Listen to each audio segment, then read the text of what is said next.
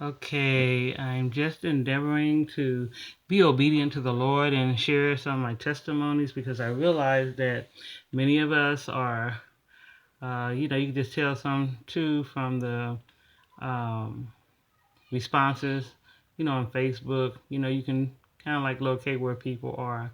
And, I'm just using this opportunity to share how God will take you from believing who he is to knowing who he is, where when life happens you don't panic, or you're not fearful, you're not worried, because you already know that because you belong to the Lord, that he is your provider and he will provide all your needs according to his riches and glory without you even asking him, okay? Because you realize that you are his child, and parents take care of their children. I'm thinking about the word where he says, if we who are evil know how to give good gifts to our children, how much more will God give good gifts to us? Okay. So, like I said, he always take a natural. He says first natural and then spiritual. Like say, we have a heavenly Father who loves us. He's called us to be sons and daughters. We've taken our place as sons and daughters, or children of the King, and kings take care of their children. Okay, so we come to a place where we learn how to trust Him. So I'm going to continue with, like I had left. Now I left my daughter's house, my youngest daughter's house. Now I am with my daughter in Las Vegas. And just like I said, I left in July of 2005. I think on the previous tape I said, and it was the year 2007, but actually it was July of 2005 that I left California going to Vegas. And then from Vegas, I get a call from my cousin whose wife had died, and he knew that I had stepped off a job. They had a little 4-year-old daughter that she took care of. So now he's in need of someone to take care of her because he has a thriving business. And so I told him to let me get some things in place, okay? And then, he sent the money for me to come. Actually, he sent a round trip ticket, but I never went back once I went, and that was in April of 2006 that I ended up going to Orlando, Florida. So now that I am in Florida with my cousin, I'm there to help run the house and to help him with the business side. There was, with his wife dying, and it was just crazy how I had, just talked to her like 2 weeks prior to the time that when I called, because I usually call her and we talk in the morning and everything like that. And this particular morning I called, and of course he answered the phone. He said, "Well, when's the last time you talked to her?" And I told him, I said, "About 2 weeks ago." He said, well, she died. I'm like, what? Because, she told me she was going to the hospital, but she had not told anyone what was going on with it. It ended up that she had cancer, and 2 weeks later, she's gone.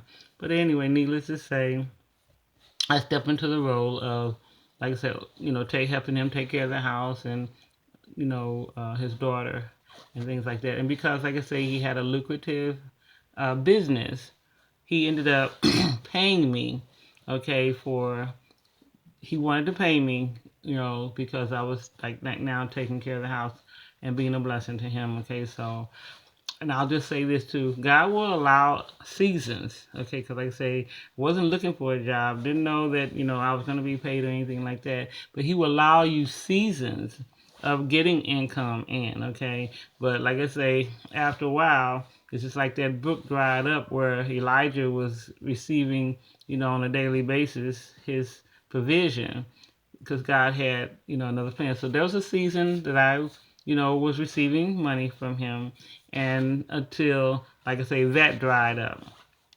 Anyway, after being there about maybe a year or two, of course, him being a young man, there are some things that I couldn't do for him, and he was looking for in a woman. Okay, so he ended up bringing someone to the house that would be a companion for him. And so, and God always too has a way of showing you too, something is about to change. There's a change that's about to come.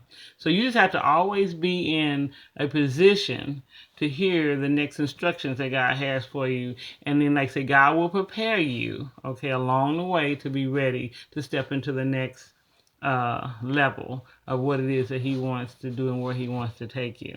So, like I said, after this young lady comes into his life, then it's like God had me to check, to see, a nursing home, because He wanted me to start, like I say, uh, being a blessing, loving on people, basically. So I found this nursing home, and of course, the lady, they were looking for volunteers. I volunteered for everything, wasn't expecting payment or anything like that, but I volunteered, at the nursing home or whatever. And I ended up doing that. I ended up doing that the whole time that I basically was in Florida. Um, because then he had me do some other things, like volunteering at the hospital.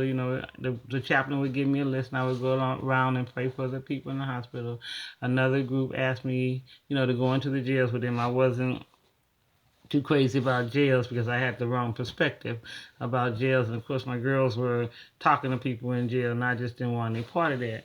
But when God has a plan, it really doesn't matter, because when I actually went into the jails, um, and the part that I had to do was, to minister in song or whatever. It's like God just brought such an anointing. The power of God just came up on me, and my heart gave me a heart change, towards jail. So I would go with them once a month, once or twice a month, because like I say, you have to, when you go in there, you have to be a member of a church, blah blah, and then you can go in as a group. Well, when I left that church, of course, they cut me off where I couldn't continue to go in the jail because I'm no longer a member of this church. But I had, met the chaplain, and I emailed her and told her I was no longer going to this church, but I still wanted to come into the jail, and did she have something for me, where I could come in. So she said she would give me a call back, and sure enough, she did. She called me back, and she had an opening, that I could come in on Sundays, um, and it was the maximum uh, security in the jail. So that's what I did. And then one other thing I did was then God opened up a door where I started going into the prisons also, but that was a little bit later. But in order to get to the nursing home and to the hospital, I had to ride the bus, which was fine with me. But at the nursing home, I had met the lady who they came in and they sang, songs to the um, the patients there. They're not patients; they call them something else. But like say the residents, that's what they are.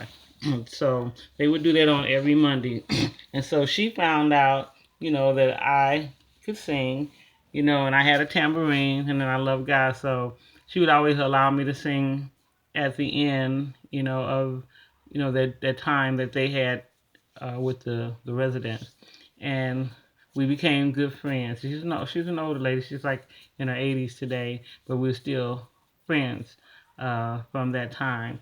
But anyway, she had this lady actually had bought a truck off of a young lady whose husband had died, and so she ended up asking my friend if she wanted to buy the truck off her. And so she said yes, okay. And her thing being that, people need trucks, and so she would make it available for anybody who wanted to use the truck. Well, what she had ended up allowing me to do was, like, when I needed to go to the jails, I didn't really have a bus to go to the jail, so she would place the key in a certain place, but I would have to ride the bus from where I live to where she lives, pick up the truck and then go to the jail, which was fine with me, and then I would take it back and then I ride the bus back to the house.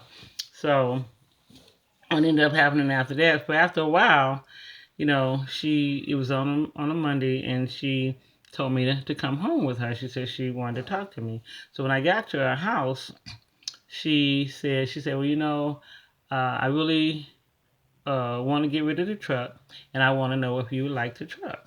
And I'm like, sure. She said, okay, I'll tell you what. She said, I won't give it to you. She said, because I really feel that if you pay for something, you have a better appreciation for it, but whatever. That was her thinking. Me, I would have just gave it to me because that's what I do, okay? But anyway, uh, she said, I will make you an offer you can't refuse. So she said, the next $50 that God gives you, I will give the truck to you for $50. I said, okay. So she told me, she said, find out what like the insurance premium would be on the truck and let me know. So I just kind of like called around and, found out, some prices or whatever. And God had already told me not to put the truck in my name, but I had a ministry name. It was in his service kingdom ministry. And so he told me to put the truck in that name, which is what I did. So anyway, she called me on that too. She said, "Well, did the money come yet?" I said, "No." I said, "But I know God is faithful, and I know that God will provide." So I get a call from a friend who knew I had access to the truck, wanted to know if I could take them to pick up a piece of furniture from the store for them, and we scheduled it. And I went picked her up. We went and got the furniture and brought it back, and she gave me $50. So I called her on that Thursday and said, "Hey, I got the $50, whatever." Not only did God give me the $50, that Friday God used two more people to give me $50 each. So I had 150. And then again the next Monday, well, she paid the premium on the truck. That next Monday she took me to the DMV, paid for the registration, and gave them the information for the insurance, and I had me a truck. And when people would ask me what my address was, I told them my address was 1993 Toyota Tacoma Drive, Orlando, Florida. Okay, because that became eventually. There's another testimony that comes with that. Okay, but anyway, God was faithful to provide me that transportation with that truck, and that even though he provided me with the transportation, once she put it in my hands, she's no longer responsible for it. I'm responsible for the gas. I'm responsible for the insurance payments on it because the insurance payments continue to have to be paid. Gas still has to be, and the upkeep of the car or the truck had to be taken care of. So this was another area that God used to teach me how to trust Him, for provisions for the truck. And I'm just saying, just time after time, like, I may have been short on gas or whatever, and someone say, "Come, hey, follow me to the gas station," and I would, follow them to the gas station. They fill the truck up, or somebody would call and say, "Hey, I need to use the truck. Do you mind if I use it?" Been low on gas, and lo and behold, they use the truck, and I come back, the truck is full. You know what I'm saying? Insurance that need to be paid. Like I say, I did have like say little income coming in. So like say with that, well no, I take that back because when I got the truck, the my cousin's business, some things had transpired where he lost his license. Okay, so he couldn't pay me anymore. That's what happened with that once I got the truck and everything like that. But it didn't matter about that my cousin's business not, being able to pay me any longer. God still had the provision. So, like I say, He used that truck on so many times, and how, like I say, the insurance was paid.